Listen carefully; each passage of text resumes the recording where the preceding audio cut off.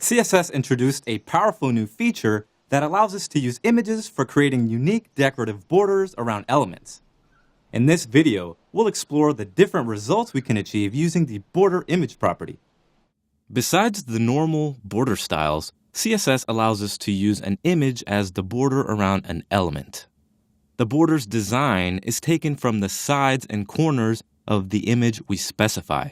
We can then slice, scale, and stretch the image in various ways to fit the size of the border image area, which is the area used to draw the image.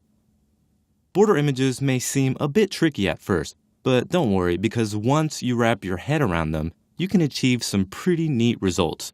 So let's go ahead and take a close look at how we can add the images to our CSS borders. The border image property is the shorthand property for border image source, border image slice, border image width, border image outset, and border image repeat. So let's go over exactly what each of these properties do. But first, let's keep in mind that each of these border image properties here are heavily reliant on the border width property, and we'll see why in just a few. So let's first set a few border styles. We'll go ahead and add a solid 30 pixel border, and we'll give it a greenish hex value. So there we see our border image drawing area. Next, we'll need to set the path to the image we want to use as the border. And we'll do that with the border image source property. Just like the background image property, border image source requires the URL to the image we want to use. We'll be using this 90 by 90 transparent PNG as our border image. So let's go ahead and include it in our value.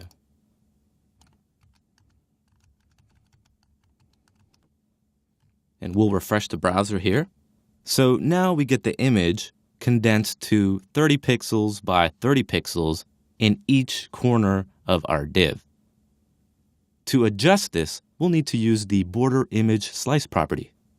When we specify a border image slice, the image is sliced into 9 sections or regions, as we can see here in this example image. So these are the actual slices that get set around the element as a border.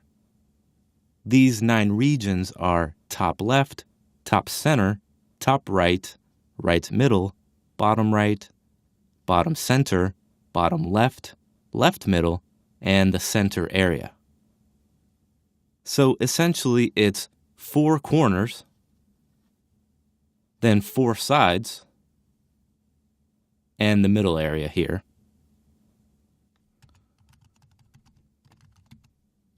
With border image slice, we can set how the image gets divided in these 9 regions. The offset values we use move these region dividers here up, down, and left and right, depending on the values we set.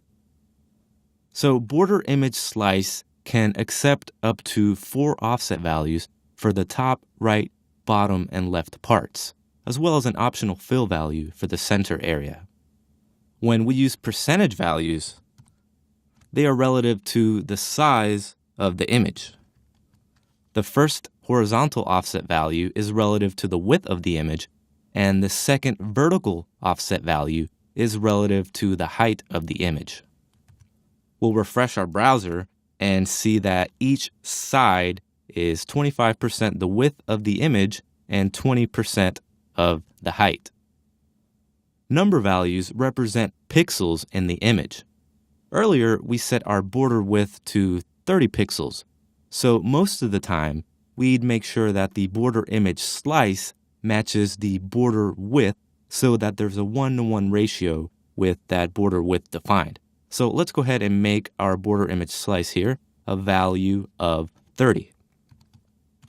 Like I said, the number represents the pixels, so we don't need a length unit here. It can just be the number 30.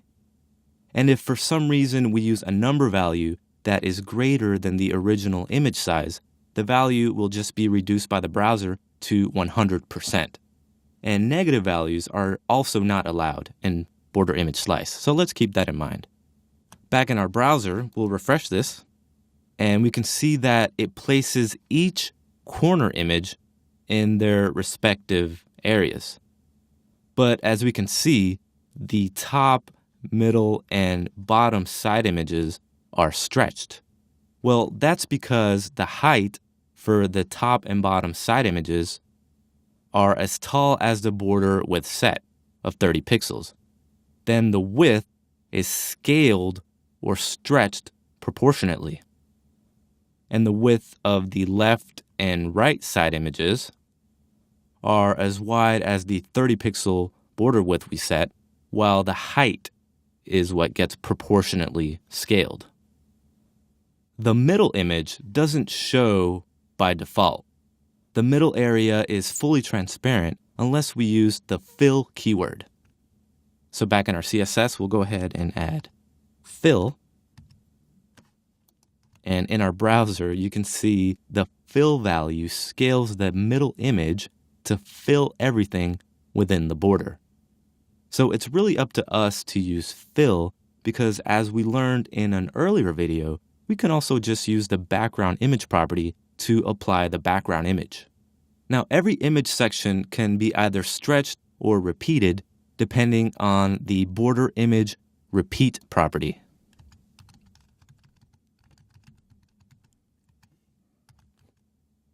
Border image repeat defines how the images are tiled or stretched.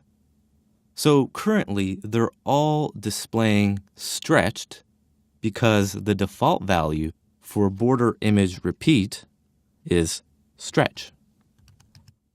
With the value stretch, as you can see, the side and middle images are proportionately stretched to fill the width and height areas.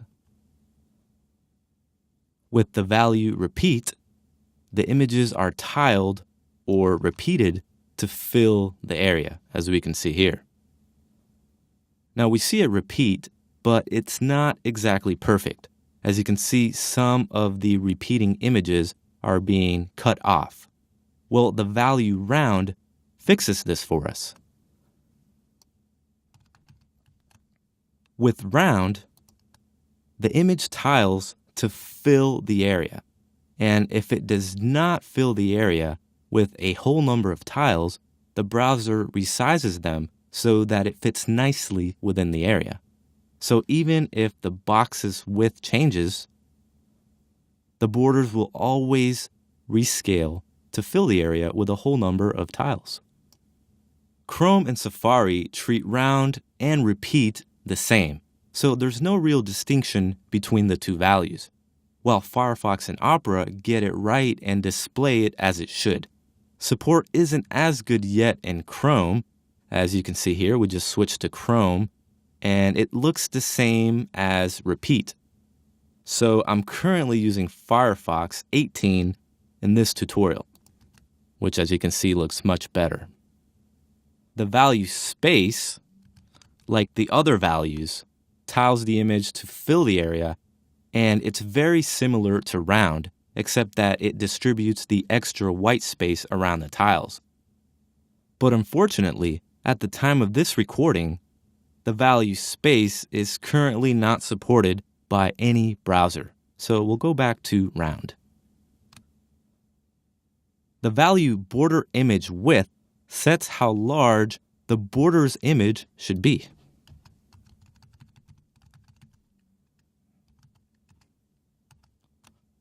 With border image width, we also set offset values to divide the border image area of those 9 regions. But here, we're setting the inward distances from the sides of the border image area. The values we defined in border image width are multiplied by the border width set and then rendered accordingly. We'll go ahead and remove this fill value here so we can see this a little better. Our border width is set to 30 pixels. So a value of 1 for border image width will represent the 30 pixel value. So 1 is the default value. Now, a value of 1.5 multiplies the 30 pixel border width here by 1.5, which then gives us a border image width of 45 pixels. And then a value of 2 will multiply it by 2 and give us a border width of 60 pixels, and so forth. So any number value we use is multiplied by the border width declared. And as you can see here, just the inward distance expands. We can also just use a pixel value. So for example, a value of 40 pixels makes the image 40 pixels wide, and so forth. And like the other properties, we can use anywhere from 1 to 4 values. So the first value declared will be for the horizontal width, and the second will be for the vertical width. We can also use percentage values that refer to the size of the border image area. The width is set with the horizontal offsets, and the height is set with the vertical offsets. Finally, the value border image outset sets how far outside of the box model the border image should be rendered. Like border image width, the value is also multiplied by the border width property, and it also does not affect an element's box model. If we set the border image outset to 2, this renders the border 60 pixels outside of its box model, 2 times the 30 pixel border width. So let's quickly recap the border image drawing process that happens in the browser when we use these values. So as I mentioned earlier, once we define the border image source, the image is divided into 9 image sections. Those 9 images are then scaled, positioned, and tiled into their corresponding regions. And this is done in 4 steps. So first, it's scaled to the border image width. This is when the height for the top and bottom images is as tall as the border width, while the width is scaled proportionately, and the width of the left and right image are as wide as the border width, while the height gets scaled. And the height and width of the corners are scaled to match the border width, and the middle image is then scaled to match the top and left images if we use the fill value. The images then scale to border image repeat. So the top, middle, and bottom images are repeated. Then they're either scaled or tiled according to the border image repeat value we set. The third step positions the first tile. So if the keyword repeat is used, the images are centered in their respective areas.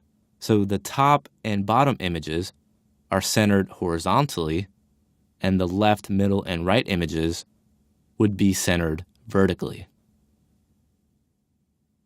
Finally, the fourth step tiles and draws the images to fill their respective areas. The images are drawn at the same stacking level as regular borders, which is in front of the background layer. So the border image shorthand property puts all the border image properties together into one declaration. Keep in mind that when we use the shorthand property, we'll need to include a / between the border image slice and the border image width, outset, and repeat values. And every value that isn't defined will be set to its initial value. So let's go over some final things to keep in mind when using border image. First, we should always define fallback border styles when using these border image properties, in case the image for some reason doesn't display or if the browser does not support it. At the time of this recording, there is no support for border image in IE, not even in IE 10. And make sure that the border styles are applied before the border image properties, because if they're applied below them, they will override the border image properties above. Also, it's more likely that we won't set the border image outset, so it's best to keep the slice and width the same. A great tool to check out how this all works as a live demo is border-image.com, which, as you can see, we can adjust the offsets and we can see exactly how it's drawing the border image. As I mentioned earlier, we can still fill the middle section with a regular background image. So now that we have our border image set, let's go ahead and add a full background image to our box rule. Now you're getting a sneak peek at some new CSS background features we'll be covering in the next video, so make sure to check that out. Now that we have a solid understanding of CSS border images, let's get a little more advanced with background images. In the next video, we'll cover new background properties and values that give us more control over how images are sized, layered, and more.